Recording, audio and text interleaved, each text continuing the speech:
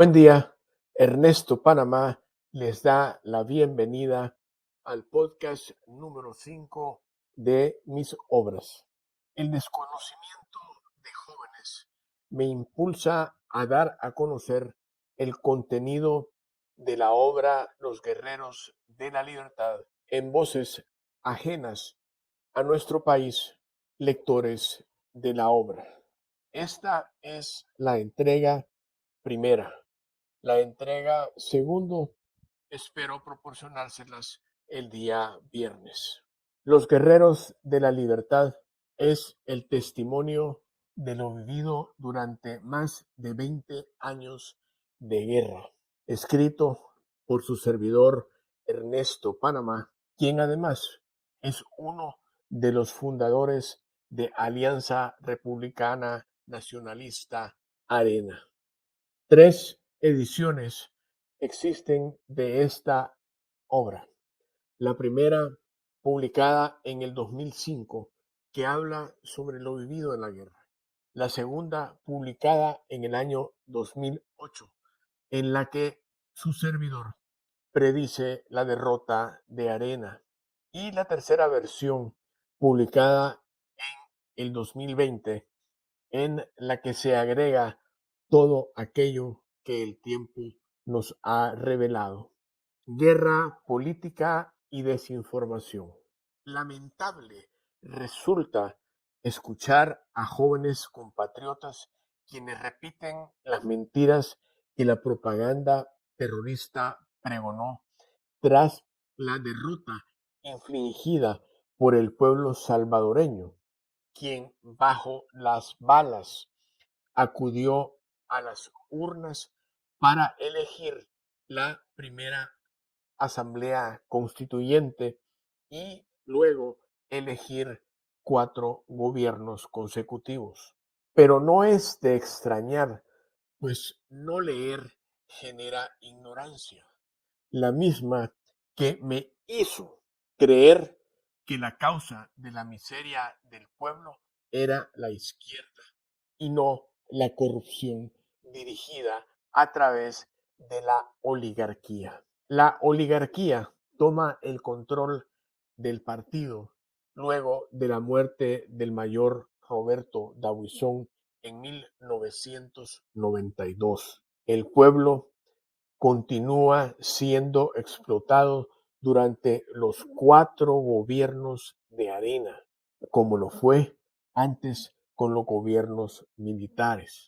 El gobierno norteamericano, 3 años después del golpe de Estado que hizo caer a sus aliados militares en El Salvador, ordena que habrán elecciones para elegir asamblea constituyente en El Salvador. Esta elección era una que se daría bajo las balas de los terroristas. El gobierno norteamericano, además de derrocar a sus aliados militares en El Salvador, financia a los terroristas.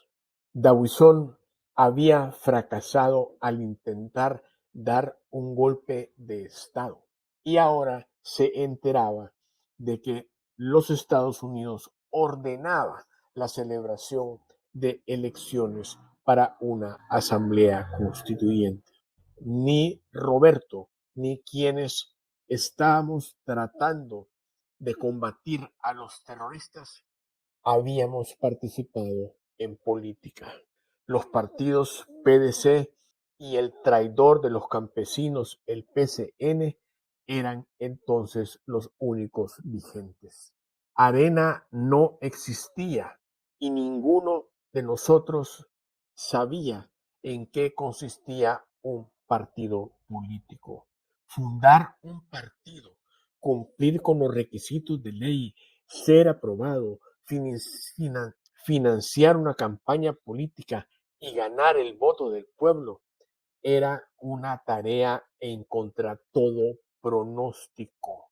Imagino que pocos conocen de estos acontecimientos, por lo que los invito a conocer la verdad leyendo Los Guerreros de la Libertad, tercera edición, que está a la venta en Amazon.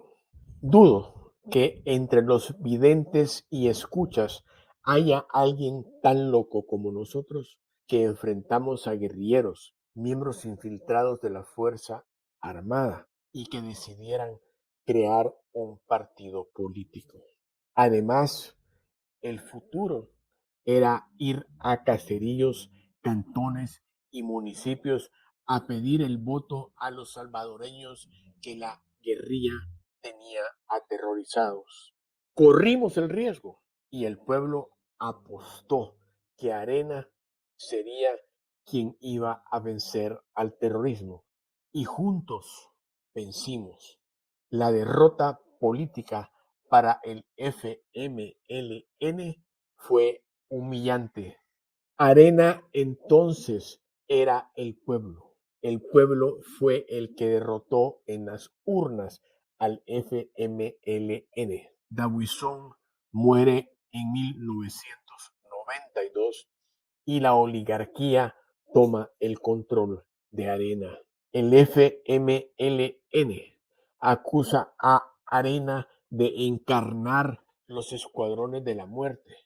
Y claro, en manos de la oligarquía, el partido no fue defendido, pues esta propaganda cubría su enriquecimiento ilícito. Los escuadrones de la muerte operan en El Salvador desde los años 60.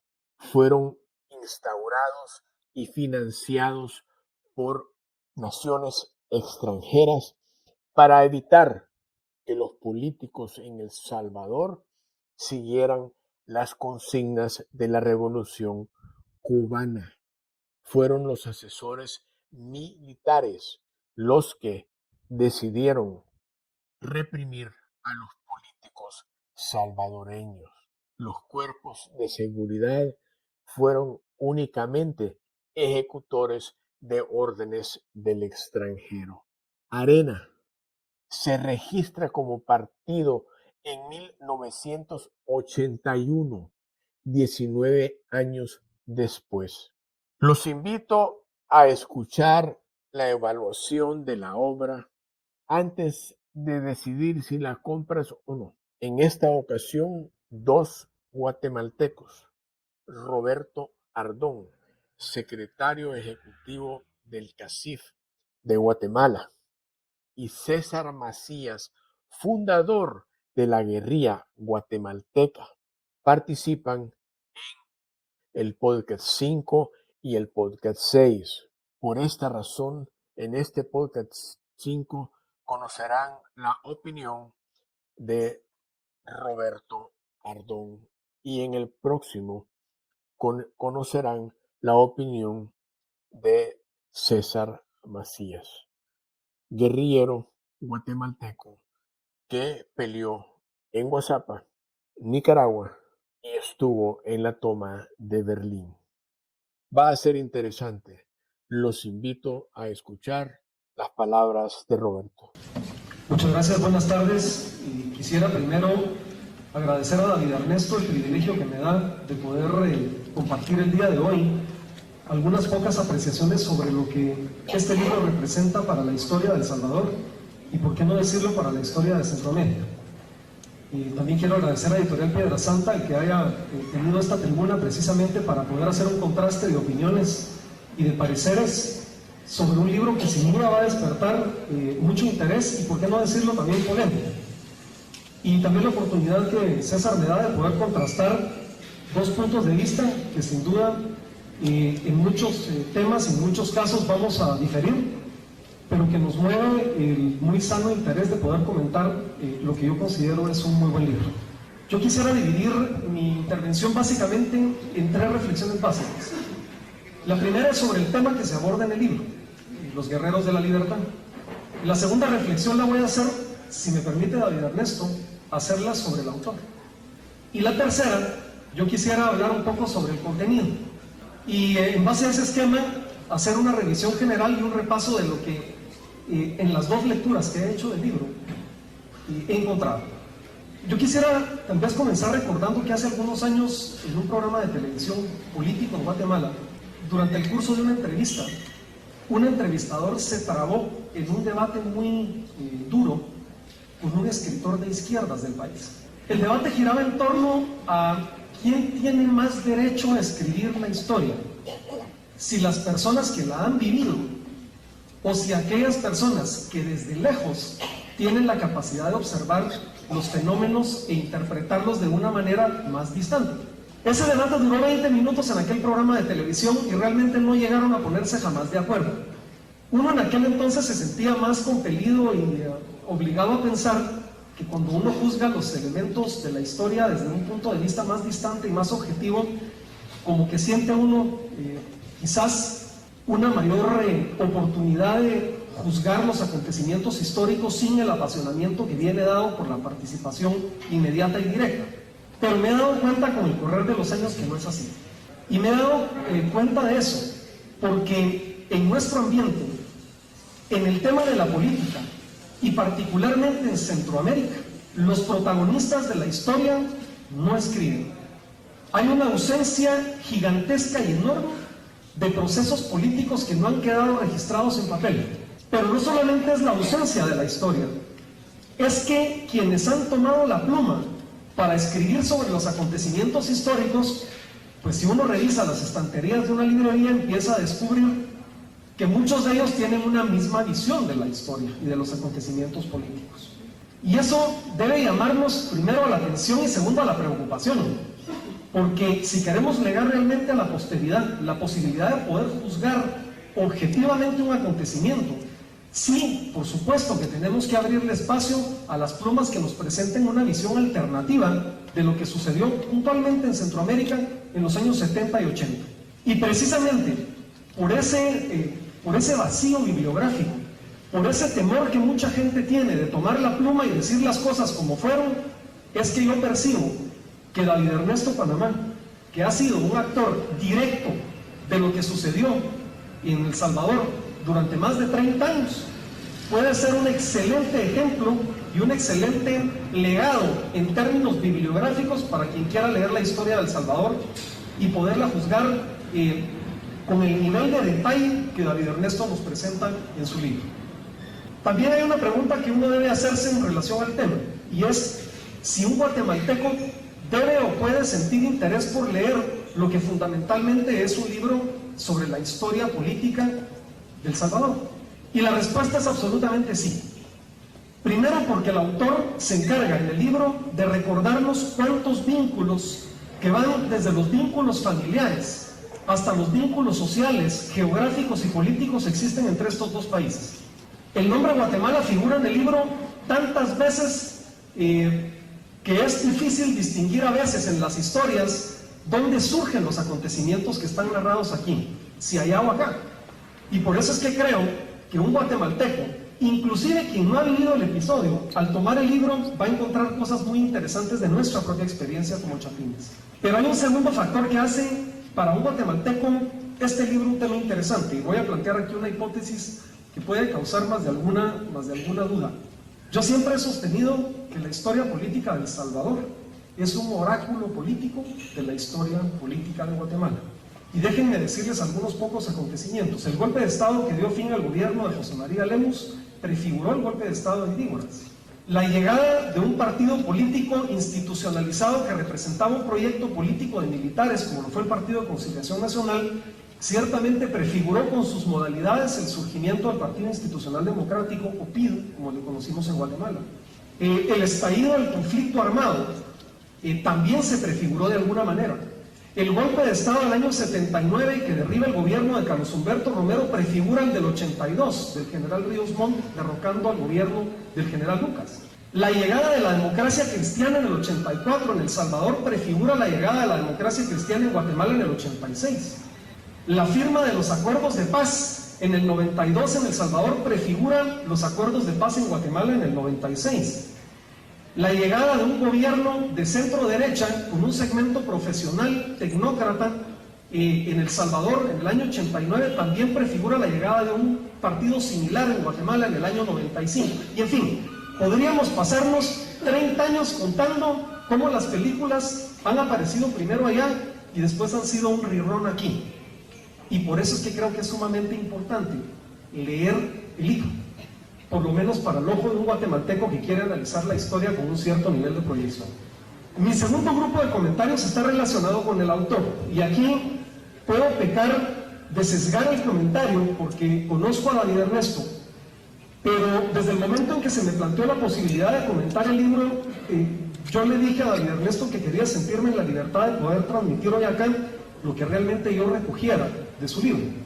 Y déjenme confesarles que he encontrado tres cosas que me han llamado poderosamente la atención. La primera, cuando uno escribe un libro de historia, uno está tentado a derramar mucha tinta con el corazón. Y normalmente los autores de historia política se sienten poco inclinados a hacer autocrítica. Yo he encontrado en el libro de los Guerreros de la Libertad por lo menos tres autocríticas muy importantes que al menos a un lector objetivo le dan la impresión que está frente a un autor que tiene credibilidad. Y esos tres comentarios yo los veo primero porque David Ernesto Panamá, con mucha solvencia, critica a sectores y grupos incluso que formaron parte del esfuerzo político de Arena, y lo hace con absoluta claridad. La segunda, también sin ningún temor, pasa revista y critica fuertemente los intereses de los grandes grupos de poder políticos en el continente, incluyéndose a aquellos a los que uno se hubiera sentido en aquel momento en que uno se juzgaba blanco y negro, alto y bajo, feo o bonito, tentado a sentirse dentro de una misma esfera geopolítica. David Ernesto Panamá también lanza una crítica muy importante al papel que jugaron esas potencias. Y por último, algo que ustedes van a encontrar en el libro, y es la confesión del propio autor de los métodos políticos que se utilizaron en su momento. Hay algunas confesiones que me parecen realmente muy audaces de parte de un autor que está escribiendo sobre historia política. El segundo tema que encuentro en el libro, que es referido al autor, es su lenguaje. Cada vez estamos acostumbrados en Centroamérica a hablar en términos más blancos. La época en la que había virilidad para decir las cosas, la época en la que no se tenía miedo en defender principios y valores, pareciera estar pasando de moda. Y a mí sí me parece un gran riesgo político, visto 20 años en el tiempo, que si perdemos esa capacidad de poder decir las cosas como son, con la valentía que requiera, no vamos a perder esto, que los principios que David Ernesto menciona en su libro deben guiar siempre la conducta política.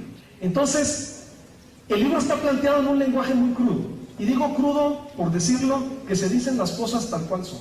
Y a mí eso me parece un excelente aporte hoy, que los libros que vamos encontrando en la historia política están siempre inclinados a presentarnos las verdades a medias o las verdades rosadas. Así que a mí me parece, por ese lado, también un elemento muy importante. Y el tercer criterio de juzgamiento al autor es lo que yo encuentro, o lo he denominado, el ánimo docente de David Ernesto Panamá. Y es que no hay cosa que pueda mejor motivar a un autor que tratar de contar sus experiencias, no por vanidad, sino por querer transmitir aquellas cosas que las próximas generaciones deben aprender para no cometerlas. Séneca decía que la historia es madre de la vida, y a mí me parece que querer con mucha candidez, pero con mucha honestidad, contar las experiencias para que otros aprendan de ellas, me parece algo muy bueno del autor del libro. Por último, quiero hacer comentarios en relación al contenido del libro. Y es que aquí me parece que Guerreros de la Libertad nos plantea tres semblanzas que vamos a encontrar claramente definidas a lo largo de sus 200 páginas. La primera semblanza que nos presenta es la semblanza del conflicto armado, que no solamente tuvo efectos en El Salvador, sino también en Guatemala y en buenas partes de América. Ese conflicto armado que David Ernesto Panamá coloca muy bien como aquella lucha de tablero geopolítico en donde el dedo de las potencias tuvo la desgracia de colocarse, porque de alguna manera eso al final lo que hizo fue que los intereses políticos colocaran las armas y, como David Ernesto Panamá muy bien lo dice en el libro, los centroamericanos pusiéramos los muertos. Pero también hay una reflexión importante en relación a ese conflicto armado, y es que desafortunadamente exacerbó en los centroamericanos muchos de los defectos de personalidad que tenemos. Puede uno ver en el libro, por ejemplo, recogida, ¿por qué no?, la avaricia, o la codicia de quienes quisieron lucrar con el conflicto armado. ¿Por qué no decirlo también con aquellas personas pues, que sacaron su bajo instinto en el proceso? ¿O por qué no decirlo la soberbia intelectual de muchas personas que se casaron con doctrinas políticas ateas para tratar de promover un modelo completamente fuera de la realidad económica, política y social de la región centroamericana? También está planteado en la semblanza del conflicto armado el drama que representó para nosotros perder una generación. Muchos de los nombres no me son familiares, pero detrás de cada nombre hay una historia. Detrás de cada nombre de una persona que fue asesinada en el conflicto armado, haya sido de la procedencia que haya sido, tenía una familia, tenía una ilusión, y como David Ernesto dice en su introducción, murió creyendo lo que consideraba correcto. Entonces, cuando se habla de la semblanza del conflicto armado, sí me parece que uno tiene que tener como lector los ojos críticos para ir viendo esos mensajes que están colocados en el libro. La segunda semblanza que se ve, pues obviamente es la semblanza de un partido político, el surgimiento desde su propio germen hasta el día de hoy, porque el libro realmente es muy actual. Estamos hablando no de cualquier partido político, estamos hablando del único partido político en América Latina que puede colgarse el medallón de decir que ha ganado 4 contiendas electorales a nivel presidencial sin que nadie le haya dicho que ha hecho trampa. Estamos hablando de un partido político que, como se plantea en el libro, ha tenido la capacidad, entre otras cosas, de reinventarse a sí mismo. Estamos hablando de un partido político que ha tenido la capacidad de hacerse a sí mismo oposición política, como se plantea muy bien a nivel de las corrientes que se mencionan. Y finalmente, como lo cita David Ernesto Panamá en una parte de su libro, lo cual a mí me parece muy ejemplificante, los 3 principios sobre los que debe postularse la sobrevivencia de un verdadero partido político, y es estar abierto a las ideas, estar abierto al pueblo, y que las puertas del partido estén siempre abiertas al pueblo. Y algo muy importante es tener la institucionalidad adecuada. Esos son los 3 elementos que en un mensaje, en un momento determinado, se mandan en el libro en relación a la Alianza Republicana Nacionalista, que ha sido, es y seguramente será un actor político de gran magnitud en Centroamérica.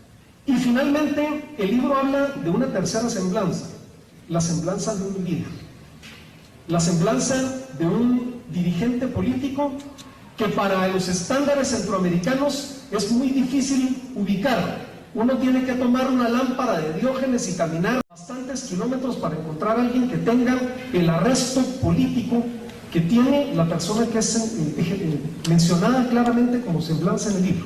Estoy hablando del mayor Roberto Dawison. ¿Y por qué estoy hablando de la semblanza de él? Y por qué creo que es muy importante subrayar la figura del personaje político. Primero, por la capacidad de instinto político que presenta. Y hay algunos ejemplos interesantes sobre el instinto, el olfato, esa capacidad de poder identificar el momento, la oportunidad, que no siempre cualquier político tiene. También tiene la capacidad de mandar los mensajes correctos, en el momento correcto, con la virilidad que es necesaria. Y hay muchos ejemplos sobre los momentos más difíciles de la historia política de El Salvador, donde el mayor Dawison se tomaba el tiempo de explicar cosas. Ese es el espíritu docente al que hago referencia. Pero también hay un elemento muy importante, alguien como el mayor Dawison que descubrió el valor de los símbolos políticos, el valor de los colores, el valor de los mensajes, el valor de los discursos que está mencionado ahí. A mí me parece realmente muy interesante como, digamos, como una cualidad del político. Y el último elemento, que a mí me parece que es justamente con el que se cierra el libro, el que hace referencia fundamentalmente a la capacidad de hacerse a un lado cuando uno ha descubierto como dirigente político que su turno le ha tocado y que es el momento de una nueva generación. Y esa decisión política, por lo menos nosotros en nuestro clima tropical, no lo vemos muy a menudo.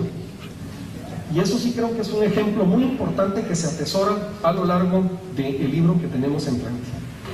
Yo quisiera concluir los comentarios diciendo a qué público creo que está dirigido el libro. El primer público al que creo que está dirigido es para aquel que quiera aprender la historia. Yo decía al comienzo de la intervención que cuando uno se encuentra libros de política, normalmente los va a encontrar de una sola orientación. Yo sí creo que este libro viene a llenar un vacío en ese sentido. Y me parece que eso va a ayudar a contribuir a la construcción de la verdadera historia de nuestra Centroamérica. El segundo tipo de público, el segundo grupo de público es el que le encanta el debate, porque el libro no está exento de plantear, como el propio David Ernesto Panamá lo dice ahí, debates y opiniones sumamente polémicas sobre los episodios más trágicos de la historia de El Salvador. Estamos hablando del asesinato de Monseñor Romero, estamos hablando de episodios como lo sucedido en la Catedral de San Salvador algunos días después. Estamos hablando sobre el papel y el rol de los Estados Unidos en la política salvadoreña.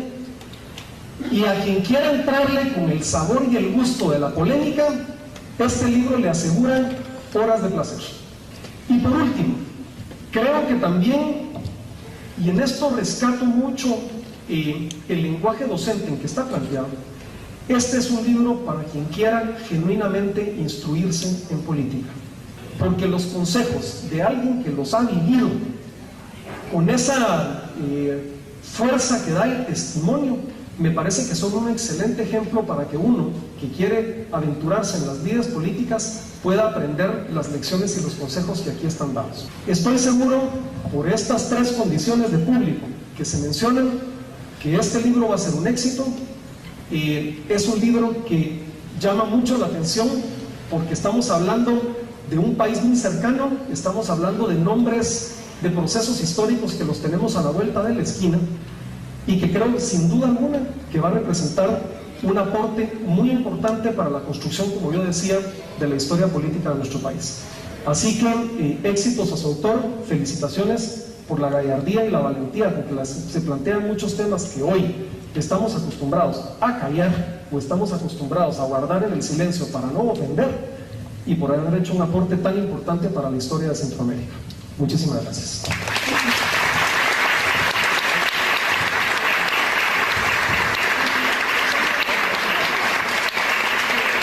Por su atención al podcast número 5 de mis obras, les estoy muy agradecido. Cordialmente están invitados a escuchar el siguiente podcast de mis obras, en el cual el fundador de la guerrilla guatemalteca dará su opinión, acuerdos y desacuerdos con lo escrito en la obra Los Guerreros de la Libertad. Por sus likes, compartir, se les está muy agradecido. Hasta pronto.